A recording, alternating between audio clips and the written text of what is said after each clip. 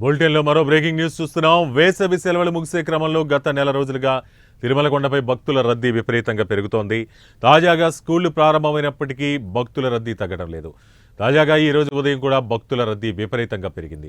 తెల్లవారుజామున శ్రీవారిని దర్శించుకునేందుకు భక్తులు పోటెత్తడంతో కొండపై ఉన్న అన్ని కంపార్ట్మెంట్లు నిండిపోయి కృష్ణతేజ గెస్ట్ హౌస్ వరకు భక్తులు క్యూలైన్లో వేచి ఉన్నట్లు అధికారులు వెల్లడించారు. దీంతో తిరుమల శ్రీవారి దర్శనానికి 20 గంటల సమయం పడుతున్నట్టు తెలుస్తోంది.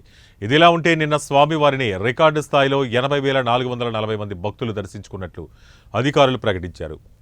నిన్న ఒక్కరోజు టీటీడీకి హుండీ ఆదాయం 3,47,00,000 వచ్చింది. అయితే రోజురోజుకు పెరుగుతున్న భక్తుల రద్దీ కారణంగా టీటీడీ అధికారులు అప్రమత్తంగా ఉంటూ ఎప్పటికప్పుడు ప్రత్యేక ఏర్పాట్లు చేస్తున్న విషయం తెలిసిందే.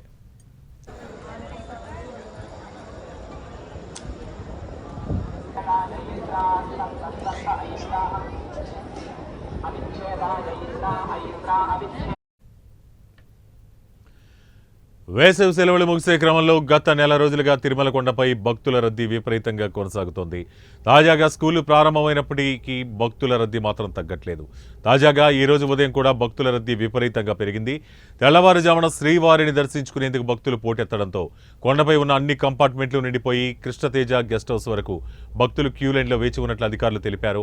దీంతో తిరుమల శ్రీవారి సర్వదర్శనానికి 20 గంటల సమయం పడుతోంది.